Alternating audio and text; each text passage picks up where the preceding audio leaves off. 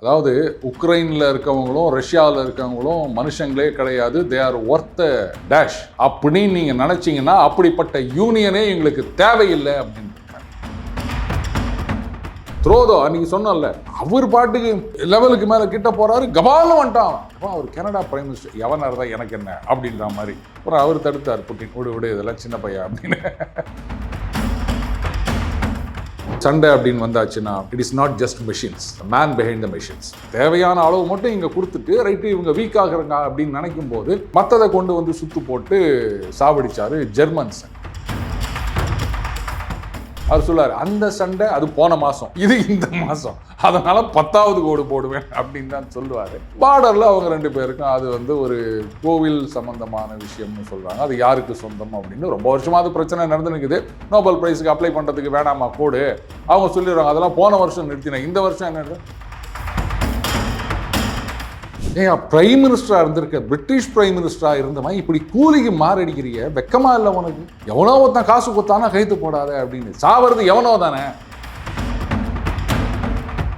இந்த பணத்தில் கணத்தில் கையை வச்சுங்க, சும்மா இருக்க மாட்டேன் ஜாகிரதை. இத்தனை வருஷமா எதுவும் பேசலை, இப்போ ரஷ்யாவிலேருந்து மிரட்டல் வந்திருக்கு. என் பணத்தை எடுத்து, எவன் வீட்டு பணத்தை எடுத்து யாருக்கு தூக்கி கொடுக்குறீங்க? உக்ரைனுக்கு கொடுக்குறீங்க, அவனுக்கு கொடுக்குறீங்க, ஃப்ரீஸ் பண்ணுறேன்னு சொல்லி நிற்கிறீங்க.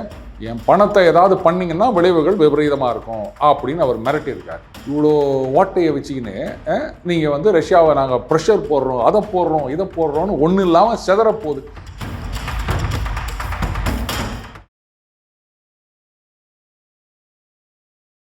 இளைய பாரத நேயர்களுக்கு வணக்கம். இன்னைக்கு நம்ம நேர்களில் நம்ம சிறப்பு விருந்தினர் ஜியோ பொலிட்டிக்கல் சக்கரவர்த்தி, டெய்லி பஞ்ச் ஹீரோ நம்ம அருண் சார் அவர்கள் தான். பட் ரஷ்யன் ஏஜென்ட் 007 விட்டுட்டு நான் டென்ஷன் ஆயிடுவாரு. வணக்கம் சார். வணக்கம் விக்ரம். எங்கே விட்டுடுவியோன்னு வெயிட் பண்ணினே இருந்தேன், பரவாயில்ல. சார், இப்போ ட்ரம்ப் அவர்கள் அடுத்து ஐரோப்பாவோட யூரோப் யூனியனோட மிகப்பெரிய ஒரு பிரச்சனை போய்கிட்டு இருக்க மாதிரி தெரியுது சார். நீங்கள் வேறு அடிக்கடி சொல்லிட்டே இருந்தேன் யூரோப் யூனியன் உடஞ்சிரும்னு. ஸோ உடையறதுக்கான பாசிபிலிட்டி அதிகமாக வந்துட்டே இருக்குதா என்ன? உடஞ்சிடுச்சுன்னு கூட வச்சுக்கலாம். அது என் ஃப்ரெண்ட்ஸ் எல்லாம் சொல்லுவாங்க, கறி நாக்குடா உனக்கு அப்படின்வாங்க. லாஸ்ட் டைம் தான் நம்ம பேசியிருந்தோம், ஞாபகம் இருக்கா? யூரோப்பியன் யூனியன் உடையுமா அப்படின்னு. அது கிட்டத்தட்ட உடஞ்சிரும் போல இருக்கு. இன்னைக்குன்னு நினைக்கிறேன், அவங்க டைம் 12 மணிக்கு ஒரு வாக்கெடுப்பு இருக்கின்றது. அந்த ஆர்டிக்கல் 122 இன்வோக் பண்ணுறாங்க. ரஷ்யாவுடைய அந்த 210 பில்லியன் யூரோ அதை வந்து ஃப்ரீஸ் பண்ணுறது பர்மனண்ட்டா அப்படின்னு. அதைத்தான் விக்டர் ஓர்பான் சொல்லியிருக்காரு. ரொம்ப ரொம்ப தப்பு, சட்டத்துக்கு விரோதமாக நீங்கள் நடக்கிறீங்க, இது எங்கே போய் முடியும்னு தெரியல, இதை வந்து நாங்கள் ஏற்றுக்க முடியாது அப்படின்னு சொல்லியிருக்காரு.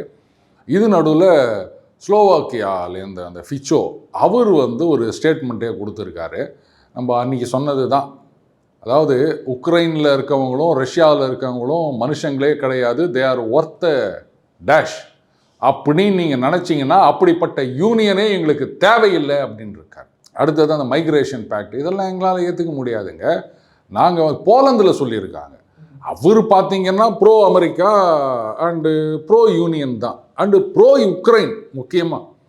அவரே சொல்லியிருக்காரு. அது வேறுங்க, இந்த மைக்ரேஷன் இவங்களுக்கெல்லாம் கேம்பெல்லாம் இது பண்ண முடியாது, டிபோர்டேஷன் கேம்ப்பு தான் நாங்கள் பண்ணுவோம். முதல்ல போலந்து யாரையும் அவங்க அலோவ் பண்ணுறது கிடையாது, அது வேறு விஷயம். அப்படியே தப்பி தவறி யாராவது வந்துட்டாங்கன்னா அவங்கள உட்கார வச்சு சோறு போடுறது எங்கள் வேலை கிடையாது. சட்டவிரோதமாக வந்தவங்கள வெள்ளை துறக்கிறது தான் எங்கள் வேலை. இதெல்லாம் வந்து நாங்கள் ஏற்றுக்க முடியாது. என்ன நினச்சி நிற்கிறீங்க? நீங்கள் பாட்டுக்கு வந்து பேப்பர் இல்லாமல் செவரேறி குச்சி வரவனெல்லாம் வந்து உட்கார வச்சு அவனுக்கு ஹோட்டலில் ரூம் போட்டு காசு கொடுத்து சாப்பாடு போடுன்னு சொல்லிட்டீங்க, எங்களால் ஏற்றுக்க முடியாது அப்படின்னு. அந்த ஃபிச்சோ தான் சொல்லியிருக்காரு, வெஸ்டர்ன் யூரோப்பியன் நேஷன்ஸ் உங்களுக்கு அதுதான் முக்கியம், எங்களை பற்றி கவலையே இல்லைன்னா இந்த யூனியன் தேவையில்லை அப்படின்னு. என்ன பைத்தியக்காரத்தானங்க. இன்றைக்கி வந்து அந்த 210 பில்லியனில் 185 பில்லியன் வந்து பெல்ஜியமில் இருக்குது. அவங்க என்ன சொல்கிறாங்க, நாளைக்கு ஏதாவது கேஸுன்னு வந்து தான் நீங்கள் பக்கத்தில் நிற்பீங்களா அப்படின்னா நாங்களாம் நிற்க மாட்டோம்னு. இப்போது இட்டாலி அவங்க சொல்லிட்டாங்க, Giorgia Meloni, no we support Belgium, அந்த 210 பில்லியன்லாம் கை வைக்கக்கூடாது, அதெல்லாம் உக்ரைனுக்கு கொடுக்கக்கூடாது அப்படின்ட்டாங்க. ஆக்சுவலாக ட்ரம்ப்போட கணக்கே வந்து ஆஸ்ட்ரியா, போலந்து, இட்டாலி, அதுக்கப்புறம் ஹங்கேரி, இந்த 4 பேர்த்தையும் அப்படியே முதல்ல யூனியன்லேருந்து வச்சு கொண்டு வரணும் அப்படின்னு. மற்ற நேஷன்ஸ் என்ன பண்ணுவாங்கன்னு தெரியாது, பட் அவர் கரெக்டாக தான் குறி வச்சுருக்காரு. இதில் ஸ்லோவாக்கியாவும் சேர்த்துக்கலாம் அப்படின்னு நினைக்கிறேன். இந்த மாதிரி நீங்கள் மோடு முட்டித்தனமாக பண்ணிகிட்டே இருந்தீங்கன்னா யார் உங்கள் கூட ஜாயிண்ட் ஃபேமிலியில் இருப்பாங்க சொல்லுங்கள்? ஒரு கூட்டு குடும்பம் அப்படின்னு சொன்னால் அது தலைவர்னு ஒருத்தர் இருக்காருன்னா அவர் வந்து குடும்பத்தில் இருக்க எல்லாருக்கும் நல்லது நடக்கிற மாதிரி ஒரு பண்ணணும். இல்லை அட்லீஸ்ட் அவருக்கு மட்டுமாவது நல்லது பண்ணிக்கிறதுக்கு பண்ணால் கூட ஏதோ செல்ஃபிஷாக பண்ணிட்டு போகிறான் வயசான கிழவன்னு சொல்லிட்டு போகலாம். ஆனால் எல்லாருமே வந்து நாசமாக போகிறதுக்கு ஒருத்தன் பண்ணிட்டு இருக்கான் அப்படின்னு சொன்னால் யார் அந்த குடும்பத்தில் இருப்பாங்க? டேய் எப்பா இந்த முட்டா பயிலோட கொடுத்தன நடத்தினா நம்மலாம் ஒன்றும் இல்லாமல் போயிடுவோம்னு சொல்லிட்டு எல்லாம் புட்டுக்கின்னு போயிடுவாங்களே, அந்த மாதிரி தான் நடக்க போகுது. இது எத்தனை நாள் நீங்கள் சண்டை போடுவீங்க? இதில் ரீசெண்டாக இன்னொரு சம்பவம் நடந்திருக்கின்றது. அதான் புட்டின் இஸ் புட்டின், எர்டோகானோட பேச்சு நடந்துட்டுருக்கு. இப்போ நீங்கள் கூட கேள்விப்பட்டிருப்பீங்க, ஷபாஸ் ஷெரீஃப் அவரை 40 நிமிஷம் உட்கார வச்சுட்டாங்க, அவர் பாட்டுக்கு உள்ளே போயிட்டு 10 நிமிஷத்தில் வெளில வந்துட்டார் அப்படின்னு. இப்போ அந்த வீடியோ தூக்கிட்டாங்க தெரியுமா? ஆமாம், அதில் ஒரு கிளாரிஃபிகேஷன் கொடுத்துருக்காங்க. அது வந்து மிஸ்ரெப்ரசன்டேஷன் ஆஃப் ஃபேக்ட்ஸு, அந்த மாதிரி நடக்கலை அப்படின்னு. பட்டு அவர் கேட் கிராஷ்னு சொல்ல முடியாது. 40 நிமிஷம் உட்கார வச்சுட்டு அப்புறமா அவரை கூப்பிட்டுருப்பாங்க. ஏன்னா புட்டின் உள்ளே இருக்கும்போது நீங்கள் இவ்வளோ பெரிய ஆளாக ஒன்றா இருங்க, அது மாதிரிலாம் உள்ளே நோஞ்சிட முடியாது. அவருடைய செக்யூரிட்டி டீட்டெயில்னா சும்மா இருப்பாங்களா? ஏன்னா பாகிஸ்தான் பிரைம் மினிஸ்டர் இல்லை பிரசிடென்ட்டாரு, இது ட்ரம்ப்பே இருந்தாலும் நாங்கள் உள்ள விட மாட்டோம், அப்படி தான் அவங்க நடந்துப்பாங்க. அவங்கள பொறுத்த வரைக்கும் அவங்க தலைவர் தான் முக்கியம். இந்த த்ரோதோ அன்றைக்கி சொன்னோம்ல, அவர் பாட்டுக்கு ஒரு லெவலுக்கு மேலே கிட்ட போகிறாரு, கபால்னு வந்துட்டான். எப்போ அவர் கனடா பிரைம் மினிஸ்டர், எவனாக இருந்தால் எனக்கு என்ன அப்படின்ற மாதிரி. அப்புறம் அவர் தடுத்தார், புட்டின் விடு இதெல்லாம் சின்ன பையன் அப்படின்னு. மேபி உட்கார வச்சுட்டு அப்புறமா கூப்பிட்டு 10 நிமிஷம் நல்ல டோஸ் கொடுத்து அமைச்சிருப்பாங்க. அதான் வேற ஒன்றும் கிடையாது. ஸோ அவங்க கூப்பிடாமல் இவர் உள்ள நுழைவதற்கு வாய்ப்பே கிடையாது. அதுதான் நடந்தது. அங்கே என்னன்னா, இப்போ அந்த டர்க்கியோடைய அந்த சீலேன்ஸ், அந்த அவங்களுடைய ஜோன் இருக்கு இல்லையா, அங்கே வந்து ரஷ்யன் டேங்கர்ஸ் மேலே அந்த உக்ரைன் வந்து தாக்குதல் நடத்தியிருக்காங்க. இப்போது வின்டர், இந்த கேஸ் ஆயில் ப்ரைஸஸ்லாம் ஏறப்போகுது. இந்த நேரத்தில் நேட்டோ மெம்பராக இருந்தாலும் அமெரிக்காவுடைய தோஸ்தாக இருந்தாலும் டர்க்கி வந்து ரஷ்யா கிட்டேருந்து வாங்கிட்டு இருக்காங்க. அப்போது இது வந்து டிஸ்டர்ப்ட் ஆச்சு அப்படின்னு சொன்னால் விலை ஏறினா அவங்களுக்கு கஷ்டம். ஸோ அவங்க என்ன ப்ரப்போஸ் பண்ணியிருக்காங்க, இது பாருங்க, அட்லீஸ்ட் இந்த கடலில் மட்டும் ஒரு சீஸ்ஃபயர் கொண்டு வரலாம் அப்படின்னு எல்லாம் நடந்துருக்குங்க. பேச்சுவார்த்தையெல்லாம் முடிச்சுட்டு புட்டின் வந்தார். அங்கே ஒடிசான்னு நினைக்கிறேன், அந்த இடத்துல கடலில் வந்து டர்க்கிஷ் ஷிப், அதை வந்து ரஷ்யா போட்டு தள்ளிக்கிறாங்க. என்னென்னா, உன் இடத்துல ஏன் கப்பலை போட்டான்னா இவன் இடத்துல எந்த கப்பலாக இருந்தாலும் நாங்கள் போடுவோம். இன்ஃபேக்ட் அந்த கப்பலில் வந்து ஆர்ம்ஸ் அண்ட் அம்யூனிஷன்ஸ் இருக்குதுன்னு சொல்கிறாங்க. ரஷ்யாவோடதாவது டேங்கர் ஆயில். இவங்க வந்து நீனா சீஸ்ஃபயர்னு சொல்லின்னு எங்களுக்கு இன்னும் இது பண்ணுற மாதிரி கடைசியில் நீ அவனுக்கு ஆயுதம் கொடுத்துன்னுக்கிறியா, நாங்கள் விட மாட்டோம் அப்படின்னு சொல்லிட்டு ட்ரோன் அண்ட் மிசைல்ஸ் வச்சுட்டு தும்சம் பண்ணிட்டாங்க. இப்போ அது பற்றி எரிஞ்சு நிற்குது. புட்டினை பொறுத்த வரைக்கும் நீங்கள் அதாவது இந்த ஒரு சண்டை அப்படின்னு வந்தாச்சுன்னா, it is not just machines, the man behind the machines, அதுதான் முக்கியம். 1939 அப்போ வந்து ஜப்பான் அதுக்கும் ரஷ்யாவுக்கும் ஒரு பிரச்சனை, மஞ்சூகோன்னு நினைக்கிறேன். அது வந்து ஜப்பான் கண்ட்ரோல்டு ஒரு ப்ராக்சி. இந்த பக்கம் மங்கோலியா, அது வந்து ரஷ்யாவுடைய சப்போர்ட். 2 பேத்துக்கும் பார்டர் நடுவில் வந்து ஒரு ஆறு ஓடுது, அதுதான் அப்படின்னு அந்த மஞ்சுக்கோ இல்லை அதை தாண்டி அப்படின்னு இவங்களுடைய வெர்ஷன். அப்படியே கொஞ்சம் கொஞ்சமாக டெவலப் ஆகி நிற்குதுங்க. அப்போது ஸ்டாலின் வந்து இதை பர்ஜுன்னு சொல்லுவாங்க, அவருக்கு பிடிக்காத ஆள் வேண்டாத ஆள் அவங்களெல்லாம் மிட்டிலேருந்து தூக்கி தள்ளியிருந்தாருங்க. அப்போ ஜுகோவ் அப்படின்னு ஒருத்தர் பயங்கரமான master strategy. In fact second world வாரில் one of the finest military commanders அப்படின்னா ஜுகோவ் நிச்சயமாக ஃபஸ்ட்டு 3ல் இருப்பார். ஆனால் இவங்க வந்து அவர் பேட்டர்னு அவர் இவர் இப்படின்லாம் சொல்லிட்டு இருப்பாங்க. அவரை கூப்பிடுறாங்க, இவருக்கு பேஜாராயிடுச்சு. சரி ரைட்டு, நம்மளை வந்து பிடிச்சி போட்டுட்டு போகிறாங்க போல இது அப்படின்ட்டு பயந்துக்கினே போகிறாரு. போனவுடனே இல்லை அங்கே பார்டரில் தகராறு இருந்தது, நீங்கள் போங்க அப்படின்ட்டாரு. இவர் என்ன பண்ணுறாரு, டேங்க்கு போதுங்க, முன்னாடி வந்து ட்ரக்கு போகுது, ட்ரக்கில் நம்ம சைலன்சர் இருக்கு இல்லையா, அதெல்லாம் தூக்கிட்டார். டேங்க்கு போகும்போது பயங்கர சவுண்டு வரும், ட்ரக்கில் அவ்வளோ சவுண்டு கிடையாது. இப்போது ட்ரக்கு டேங்க்குன்னு மாறி மாறி போகுது, சைலன்சர் இல்லை அப்படின் போது பயங்கரமான சவுண்டு. இப்போ அங்கே இருக்கிற ஜாப்பனீஸ் ஃபோர்ஸஸ்க்கு ஒரு மிகப்பெரிய டாங்கி பட்டாளம் வர மாதிரி தெரியுது. கன்ஃபியூஸ் ஆகிட்டாங்க அவங்க, ஏன்னா அப்போ இந்த மாதிரி சேட்டலைட்லாம் கிடையாது இல்லையா. அதுக்கப்புறம் டேங்குகளை எல்லாம் மறைச்சி வச்சு அவங்கள சண்டைக்கு எடுத்து 2 ஃப்ளாங்க்லையும் அவங்கள வந்து கவர் பண்ணி அதுக்கப்புறம் பின்னாடி அதை லிங்க் பண்ணி டோட்டலாக அந்த ஜாப்பனீஸ் ஃபோர்ஸஸை வந்து ஒன்றும் இல்லாமல் பண்ணார் ஜுகோவ். அதுக்கப்புறமா தான் ஆப்ரேஷன் பார்பரோசா ஜெர்மனி வராங்க. அப்போ வந்து இவரை கூப்பிட்டு வந்து, அதுவும் அந்த பேட்டில் ஆஃப் ஸ்டாலின்கிராட் செம்மையான ஸ்ட்ராட்டஜி, தேவையான அளவு மட்டும் இங்கே கொடுத்துட்டு ரைட்டு இவங்க வீக் ஆகுறாங்க அப்படின்னு நினைக்கும் போது மற்றதை கொண்டு வந்து சுத்து போட்டு சாவடிச்சார் ஜெர்மன்ஸை.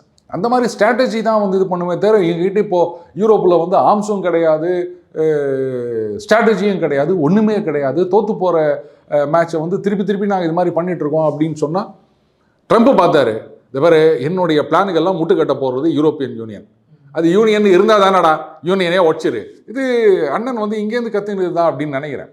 இப்போ ஒரு கட்சி, சின்ன கட்சி ஏதாவது தகராறு பண்ணின்னு தானே என்ன பண்ணுறது, டகால்னு உடச்சிரு. ஊழுக்குலேருந்து ஒருத்தனை கூப்பிட்டு தம்பி வா நான் உனக்கு சப்போர்ட் கொடுக்குறேன் அப்படின்னு நம்ம எத்தனை பார்த்துருக்கோம். நம்ம அதே பாலிசி அங்கே ஃபாலோ பண்ணிட்டு இருக்காரு ட்ரம்ப். ஸோ உலகத்துக்கே வழிகாட்டுகிறோம் நம்ம இந்திய அரசியல்லேருந்து, அதை பார்த்துக்காங்க. Okay sir. இப்போ வந்து இந்த யூரோப்பிய யூனியன் வந்து பிரியறதுனால வந்து உலக நாடுகளுக்கே மிகப்பெரிய பாதிப்பு உண்டாகிறது பாசிபிள் இருக்கா என்ன? அப்படி இல்லைங்க. இது வரைக்கும் ஒன்றா இருந்த வரைக்கும் அவங்க ஒரே பாலிசி, ட்ரேடாக இருக்கட்டும், இல்லை வந்து ட்ரேட் டீல்ஸாக இருக்கட்டும், டாரிஃபு அப்படி இப்படின்லாம் பண்ணிட்டு இருந்தாங்க. இப்போ திருப்பி பிரிஞ்சு போயிட்டாங்க அப்படின்னு சொன்னால் இது எல்லாருக்கும் லாபம். இந்தியாவுக்கு முதல் கொண்டு வரலாம். ஆமாம். ஏன் தெரியுமா? ஒருத்தங்க கூட்டு கொடுத்தமாக இருக்காங்க அப்படின்னு சொன்னால் ஒரே ஒரு பெரிய ஃப்ரிட்ஜ் வாங்குவாங்க. ஆமாம். 4 கொடுத்தனமா தனித்தனியாக போயிட்டாங்கன்னா 4 ஃப்ரிட்ஜ் வைக்கலாம். அதுவும் 4 கடைக்காரன் ஆளுக்கு ஒரு ஃப்ரிட்ஜ் வைக்கலாம். இவ்வளோதான் தம்பி. இதை விட சிம்பிளாக சொல்ல முடியும்னு எனக்கு தோணலை. அதனால ஃப்ரிட்ஜ் எதாவது இருந்தால் ரெடியாக வச்சுக்கோங்க விற்கிறதுக்கு. Okay sir. சார் இப்போ வந்து ட்ரம்ப் அவர்கள் அடுத்தபடியாக இன்னொரு விஷயமும் சொல்லியிருக்காரு சார். அதாவது கம்போடியா, தாய்லாந்துக்கு வந்து மறுபடியும் நாங்கள் வந்து பேச்சுவார்த்தை நடத்தி முடிவு கொண்டாந்துட்டோம் அப்படின்ட்டு. அங்கே தாய்லாந்து, கம்போடியா என்னதான் சார் பிரச்சனை நடந்தது? அதாவது இப்போ எனக்கு என்ன சந்தேகம்னா, அந்த கோட்டுக்கு பக்கத்தில் இன்னொரு கோடு போடுவாரா, இல்லை அந்த கோடு மேலேயே இன்னும் கொஞ்சம் அழுத்தி போடுவாரா, இதுதான் சந்தேகம். நிறுத்தின சண்டை எப்படிங்க ஆரம்பிக்கும்? அவர் சொல்லார், அந்த சண்டை அது போன மாதம், இது இந்த மாதம், அதனால 10வது கோடு போடுவேன் அப்படின்னு தான் சொல்லுவார். பார்டரில் அவங்க 2 பேருக்கும் அது வந்து ஒரு கோவில் சம்பந்தமான விஷயம்னு சொல்கிறாங்க. அது யாருக்கு சொந்தம் அப்படின்னு ரொம்ப வருஷமாக அது பிரச்சனை நடந்து நிற்குது. இப்போ சமீபத்தில் சண்டை நடந்தப்போ எக்ஸாக்ட்லி அது கோவிலான்னு எனக்கு தெரியல, அது ஒரு வழிபாட்டு தலம். மலேசியாவில் பேச்சுவார்த்தையெல்லாம் நடத்தி சரி பண்ணாங்க. ஆனால் அது சரிப்படி வரல போல இருக்குது. 2 பேரும் சண்டையை ஆரம்பிச்சு இப்போ மறுபடியும் அண்ணன் நிறுத்தி சரி விடுங்க, மறுபடியும் ஆரம்பிச்சு மறுபடியும் கோடு போட்டுக்கினே இருக்க வேண்டியது தான். இந்த வருஷத்துக்கு நோபல் பிரைஸுக்கு அப்ளை பண்ணுறதுக்கு வேணாமா கோடு? அவங்க சொல்லிடுவாங்க அதெல்லாம் போன வருஷம் நிறுத்தினேன், இந்த வருஷம் என்ன நிறுத்தினேன், ரைட்டு போன வருஷமும் கம்போடியா நிறுத்தினேன், இந்த வருஷமும் கம்போடியா நிறுத்தினேன், வருஷம் நிறுத்துவேன் அப்படின்னு அவர். புரியுது சார். நீங்கள் சொல்லியிருந்தீங்க, அதாவது சராசரி வந்து புட்டின் அவர்களை பார்க்க போயிருந்தாரு, 45 நிமிஷம் வெயிட் பண்ண வச்சாங்க அப்படின்ட்டு. என்ன விஷயத்துக்காக சார் அங்கே போயிருந்தாரு? இவரெல்லாம் பெரிய அப்பாட்டகரா, இவரை கூப்பிட்டு உட்கார வச்சு பேசுறது. அவங்க என்ன பண்ணியிருப்பாங்க, எல்லாம் பேசி முடிச்சுட்டு மேபி உக்ரைனுக்கு இவங்க ஏதாவது சப்ளை பண்ணுறதா இருக்கலாம். அதை வந்து எர்டோகான் கூப்பிட்டு, என்ன நம்ம தூண்டு பிளகா பையன் நீ உட்காந்து சப்ளை பண்ணிருக்கிற, நாங்கள்லாம் பெரிய ஆளுங்க பேசி நிற்கிறோம், அதனால் இதெல்லாம் பண்ணக்கூடாது அப்படின்னு சொல்லியிருக்கலாம். அவ்வளோதான், வேறு எதுக்கு? அப்படி இல்லைன்னா கடன் கேட்க போயிருப்பாரு, இருங்க பேசி முடிச்சுட்டு வரோம் அப்படின்னு இருப்பாங்க. வேற என்ன, இவரை கூப்பிட்டு என்ன பேச போகிறாங்கன்னு நினச்சிட்டு இருக்கீங்க நீங்கள்? இவரை யாரும் அங்கே மதிக்கிறதே கிடையாது. எப்போ வந்து ஆசிம் முனீர் வந்து டேடின்னு ட்ரம்ப் பின்னாடி போயிட்டாரோ யாரும் அவங்கள மதிப்பாங்க?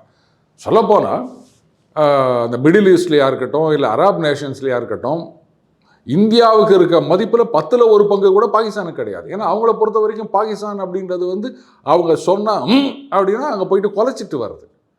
இப்படி தான் அவங்க பார்த்துட்டு இருக்காங்க. அதனால் எதுக்காகனா இவர் எதாவது கேட்டிருப்பாரு, இருப்பா முக்கியமாக பேசினுக்கிறோம் அப்படி உட்காரு அப்படின்னு இருப்பாங்க. அதான் வேற என்ன பெரிய போடலைங்க அங்கே. Okay sir. சார் அடுத்த இப்போ ஜெலன்ஸ்கி அவர்கள் வந்து இப்போ பிரிட்டன் போயிட்டு பிரிட்டனோட பிரைம் மினிஸ்டர், அப்புறமேட்டு ஜெர்மனி, பிரான்ஸ் இவங்களோட முக்கிய தலைவர்கள்லாம் பார்த்து மீட் பண்ணி பேசிட்டு வந்திருக்காரு சார். அது இதுவும் ஏதாவது உடையிறதுக்கான சம்மதமா? ஆமாம், அவங்களாம் முக்கிய தலைவர்கள், இவங்கெல்லாம் முக்காத தலைவர்கள். அடையாங்க. அதாவது அங்கே போயிட்டு வந்த பிறகு ஒரு ஸ்டேட்மெண்ட் கொடுத்தாரு, இல்லை ஜனங்க கிட்ட வாக்கெடுப்பு நடத்துவோம், அவங்க சொல்லிட்டோம் அப்படின்னாரு. இப்போ ஆக்சுவலாக அவர் டேடி கிட்ட என்ன கேட்டுனுக்கிறாரு தெரியுமா?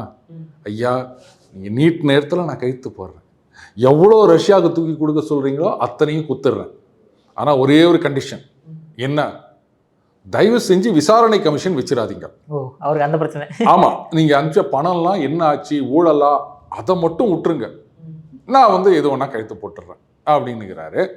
இதுதான் வந்து இப்போ அந்த உர்சுலா வேண்டர்லேருந்து அங்கே அத்தனை பேருக்கும் பயம். இதில் இன்னும் எத்தனை பேர் கமிஷன் போச்சோ?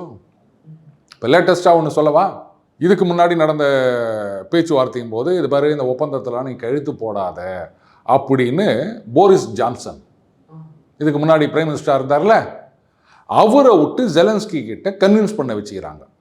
சரி, அவருக்கு என்னடா இந்த வேலை அப்படின்னா, பதவி போயிடுச்சு, பதவியில் இருக்கும்போது அவருக்கே எத்தனை வயசாகிடுச்சு பார்த்தீங்களா, அந்த வயசில் குழந்தை வேற பிறந்தது, அதை வேற ரொம்ப சந்தோஷமாக கொண்டு வந்து காமிச்சார் அவர்.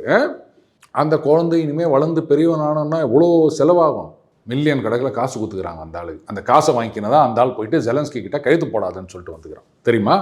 இவனுங்க பேசுகிறானுங்க, ஏன் பிரைம் மினிஸ்டராக இருந்திருக்க, பிரிட்டிஷ் பிரைம் மினிஸ்டராக இருந்தவன் இப்படி கூலிக்கு மாரடிக்கிறிய, வெக்கமா இல்லை உனக்கு? எவனோ ஒருத்தன் காசு கொடுத்தானா கைது போடாத அப்படின்னு. சாவது எவனோ தானே, உக்ரைனில் இருக்கவனும் ரஷ்யாவில் இருக்கவனும் தானே செத்துட்டு போகிறான். உனக்கு என்ன வந்தது? காசை வாங்கின்னு நீ ஜாலியாக இருப்ப. அதைத்தான் வந்து ஃபிச்சோ சொல்கிறாரு. எங்களெல்லாம் பார்த்தா என்ன மாதிரி தெரியுது உங்களுக்கு? வெஸ்டர்ன் யூரோப்பில் இருக்கவங்களுக்கு எங்களெல்லாம் பார்த்தா சாணி மாதிரி தெரியுதா? அப்படிப்பட்ட யூனியன் தேவையே இல்லைடா அப்படின்றாரு. விடுங்க, எல்லாமே சேர்ந்து யூரோப்பியன் யூனியனை ஒன்றும் இல்லாமல் பண்ண போகிறானுங்க. நாம் 4 ஃப்ரிட்ஜு விற்றுட்டு வரலாம், அவ்வளோதான். இதில் ஃப்ரெஞ்சு பிரசிடென்ட் மேக்ரோன் சமீபத்தில் சீனா போனார்.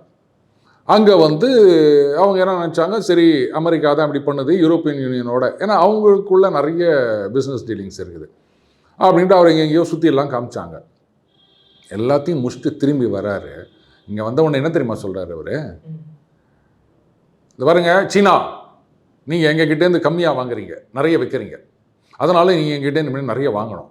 அப்படி வாங்கலை அப்படின்னு சொன்னால் நாங்கள் உங்கள் மேலே டாரிஃப் போடுவோம். அவன் பார்த்தான், ஏண்டா ட்ரம்ப்பு சொன்னாலும் ஒரு அர்த்தம் இருக்குது, அவங்கக்கிட்ட அதுக்கான தாக்கு பிடிக்கக்கூடிய கெப்பாசிட்டி இருக்குது. உனக்கு என்னடா இருக்குது? நீ இங்கே வந்து எல்லாத்தையும் சுற்றி பார்த்துட்டு அங்கே அது மாதிரி பேசினிக்கிறியா அப்படின்னு. இதில் ஜெர்மனியோட ஃபாரின் மினிஸ்டர் ஒரு சில மாதங்களுக்கு முன்னாடி சீனா போனார். வாங்க விசா கொடுக்குறோம், ஊர் சுற்றி பார்த்துட்டு போங்க அப்படின்னாங்க. யாரும் பார்க்கல. இப்போ மறுபடியும் போய்க்கிறாரு. இல்லை, நான் உங்கள் ஃபாரின் மினிஸ்டரை பார்க்கணும். அதெல்லாம் பார்க்க முடியாது, போயிட்டு வா அப்படின்ட்டாங்க. எதுக்குன்னா இந்த ரேர் எர்த்து பேட்ரி அது இதெல்லாம். நாங்கள் நீங்கள் இது மாதிரி பண்ணிட்டீங்க, ஏடா என் கம்பெனியை இழுத்து மூடிட்டு ஆட்டையை போடுவீங்க, நீங்கள் அங்கே உட்காந்தீங்கன்னா நாங்கள் பார்த்துட்டு சும்மா இருக்கணும், அதை யாரும் கேள்வி கேட்க மாட்டீங்க. இப்போ அதை இழுத்து மூடினதுனால நீங்கள் தானே மாட்டின்னு முழிக்கிறீங்க, ஆப்போசிட் குரங்கு மாதிரி. நீங்கள் வருவீங்க, நீங்கள் ஒன்றை கேட்டவுடனே நாங்கள் குத்துனோமா, பா யாரும் பார்க்க முடியாது அப்படின்னு துரத்தி அமிச்சிட்டாங்க. பாகிஸ்தான் பிரைம் மினிஸ்டரையாவது 40 நிமிஷம் உட்கார வச்சு பார்த்தார் புட்டின். இந்த ஃபாரின் மினிஸ்டரை கிட்ட கூட சேர்க்கலை. இந்த லட்சணத்தில் இருக்குது யூரோப்பியன் யூனியனுடைய நிலைமை. இவங்க சொல்கிறாங்க, பாருங்கள் 210 பில்லியன் நாங்கள் ஃப்ரீஸ் பண்ணிட்டோம், இதெல்லாம் புட்டிங் ப்ரெஷர் ஆன் ரஷ்யா. இதுக்கு மேலே மெர்ஸ் சொல்கிறாரு, இந்த உக்ரைன் பீஸ் ப்ராசஸ் நாங்களும் வந்து உக்காந்துப்போம். ட்ரம்ப் சொல்கிறார், வாங்க உக்காருங்க, ஆனால் கையெழுத்து போடும்போது இல்லை, கையெழுத்து போட்டு முடிச்ச பிறகு நீங்கள்லாம் வாங்க நின்றுங்கன்னு கை தட்டுங்க. அதுக்கு நான் அவங்கள கட்டாயம் கூப்பிடுவேன். 1/2 hour நோட்டீஸ் இல்லை, இப்போ 1 hour நோட்டீஸ்லேயே கூப்பிட்றேன், நீங்கள் கபால்னு வந்துடுங்க கை தட்டுறதுக்கு அப்படின்றாரு. இவங்க கையெழுத்து போடும்போதும் நாங்கள் இருக்கணும். இப்போ ட்ரம்ப் என்ன பண்ண போகிறாரு? சரி ரைட்டு, அவன் நாட்டெல்லாம் எழுதி கொடுக்க போகிறான், நீயும் ஒன்றா வந்து கையெழுத்து போடு, பார்த்துட்டு அப்படின்னு போகிறாங்க. சண்டையை நிறுத்தணும்னு ட்ரம்ப் முடிவு பண்ணிட்டாரு. அவர் கண்ணில் நான் அன்றைக்கே சொன்ன மாதிரி டாலர் தான் தெரியுது, ஏராளமான பிஸ்னஸ் டீலிங்ஸு. இந்த A2க்குள்ளே இவனுங்க ஒத்து வரல அப்படின்னு சொன்னால் நீங்கள் கேடு கெட்டு போங்கடா அப்படின்னு சொல்லிட்டு கட்சியை உடைகிற மாதிரி ஹங்கேரி, ஸ்லோவாக்கியா, போலந்து, ஆஸ்ட்ரியா இவங்க முதல்ல வெளில வருவாங்க, இட்டாலி பின்னாடி வருவாங்க. அநேகமாக 26க்கு அப்புறம் யூரோப்பியன் யூனியன் அப்படின்றது 27 இருக்காதுன்னு நினைக்கிறேன். அதுதான் நடக்க போகுது.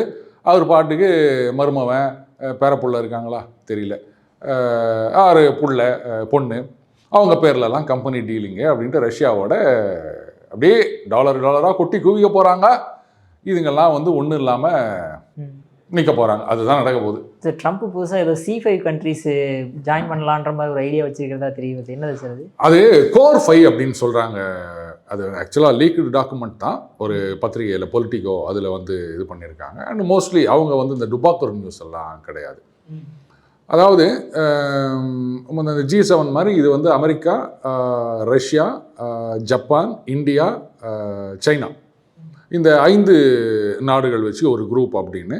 இதில் இந்த மாதிரி ஒன்று. அதுக்கப்புறம் G7 plus south Korea and Australia. யூரோப்பெல்லாம் சுத்தமாக கழிச்சு கட்டுறது அப்படின்னு முடிவு பண்ணிட்டாரு. பட்டு இது வந்து உடனடியாக வருமானு எனக்கு டவுட்டாக இருக்குது. மேபி ஒரு டெஸ்ட் பலூன் கூட வச்சுக்கலாம். ஏன்னா யூரோப்பியன் யூனியனை பார்த்து மர்சல் காமிக்கிறது, என்ன நீங்கள் பாட்டுக்கு சீன் போட்டுனுக்கிறீங்க, ஒழுங்காக மதித்து கூட வந்து கைத்தட்டுறதுனா இல்லாட்டா சீனாவை இவங்களெல்லாம் எதிர்த்தா மாதிரி உங்களை ஒன்றும் இல்லாமல் பண்ணுறதுக்கு எனக்கு 10 நிமிஷம் ஆகாது. சொல்லப்போனால் சீனாவையோ ரஷ்யாவையோ இவங்களால் ஒன்றும் பண்ண முடியாது. ஆனால் யூரோப்பியன் யூனியன் அமெரிக்கா இல்லை அப்படின்னா அவ்வளோதான் டபால்னு. அது என்ன பண்ண தெரியுமா, ராஜா கையை வச்சான்னு நினைக்கிறேன். அதில் ஜனகராஜ் வந்து ஏதோ யூனியன் ஸ்ட்ரைக்கு அப்படின்னு நடத்துவாங்க, இவர் வந்து போலீஸ் ப்ரொடெக்ஷன் இருக்குது அப்படின்னு சொல்லிட்டு நான்லாம் ஸ்ட்ரைக்கில் கலந்துக்க மாட்டேன் அப்படின்ட்டு உள்ளே நுழைவாருங்க. திடீர்னு ஏதோ ஃபோன் வரும், அங்கே எங்கேயோ இது நடக்குது அப்படின்னு சொன்னால் எல்லா போலீஸும் போயிடுவாங்க, ஐயோ அப்படின்னு நிற்பாரு. அந்த மாதிரி தான் யூரோப்பியன் யூனியன் நிற்க போகிறாங்க. எதுவும் கிடையாது அவங்களுக்கு. இவ்வளோ நாளாக அமெரிக்கா ப்ரொடெக்ஷன் இருக்குது அப்படின்னு நினச்சிட்டு இருந்தாங்க. அமெரிக்காவை முறைச்சிங்கன்னா இவங்களால ஒன்றும் பண்ண முடியாது. அடுத்தது அவர் சொல்லிட்டாரு, பாப்பா காக்கிநாடா எனக்குன்ற மாதிரி சவுத் அமெரிக்கா எனக்கு, நான் வெனிசுவேலாவில் உள்ள என்ன வேணா பண்ணுவேன், நீ யூரோப்பில் அவங்க ஏதாவது முறைச்சானுங்களே. இப்போ ட்ரம்ப் இது புட்டின் சொல்லிட்டாரு, இந்த பணத்தில் கிணத்துல கையை வச்சுங்க சும்மா இருக்க மாட்டேன் ஜாகிரதை. இத்தனை வருஷமாக எதுவும் பேசலை, இப்போ ரஷ்யாவிலேருந்து மிரட்டல் வந்திருக்கு. என் பணத்தை எடுத்து எவன் விட்டு பணத்தை எடுத்து யாருக்கு தூக்கி கொடுக்குறீங்க, உக்ரைனுக்கு கொடுக்குறீங்க, அவனுக்கு கொடுக்குறீங்க, ஃப்ரீஸ் பண்ணுறேன்னு சொல்லி நிற்கிறீங்க, என் பணத்தை ஏதாவது பண்ணிங்கன்னா விளைவுகள் விபரீதமாக இருக்கும் அப்படின்னு அவர் மிரட்டியிருக்கார். இன்னொன்று கூட நான் படித்தேன், அதாவது நேட்டோன்னா அமெரிக்காவும் தான், பட் யூரோப்பியன் யூனியன் அங்கே இருக்கிற கண்ட்ரிஸ் அந்த ஆர்டிகல் 5 ஒன்று இருக்குது இல்லையா, அதாவது any attack on any NATO member is considered to be attack on the whole NATO அப்படின்னு. அப்போ எல்லாரும் உதவிக்கு வரணும்னு. அதில் அமெரிக்கா தரப்பில் என்ன சொல்லியிருக்காங்களாம், ரஷ்யா யூரோப்பியன் யூனியனில் இருக்க நேட்டோ மெம்பர் யாரையாவது அட்டாக் பண்ணாங்கன்னா நீங்கள் என்ன பண்ணுவீங்க, நாங்கள் வந்து அவங்களுக்கு ஆயுதங்கள்லாம் விற்போம். என்ன விற்பீங்க? ஆயுதங்கள் விற்போம். அப்புறம் நாங்களாம் சண்டை போட முடியாது, எவனுக்கா போயிட்டு என்ன சண்டை போட சொல்றியா, அதெல்லாம் ஏன் வேலை கிடையாது அப்படின்னு ஒதுங்கிட்டதா கேள்வி. இவ்வளோ ஓட்டையை வச்சுக்கின்னு நீங்கள் வந்து ரஷ்யாவை நாங்கள் ப்ரெஷர் போடுறோம், அதை போடுறோம், இதை போடுறோன்னு ஒன்றும் இல்லாமல் செதறப்போகுது. அநேகமாக நியூ இயருக்குள்ளேயே அது மாதிரி நடந்தாலும் ஆச்சரியப்படுவதற்கு இல்லை விக்ரம். சரி, உங்கள் அற்புதமான கருத்தில் ஏற்பட உட்கார்ந்ததற்கு மிக்க நன்றி சார். நன்றி விக்ரம்.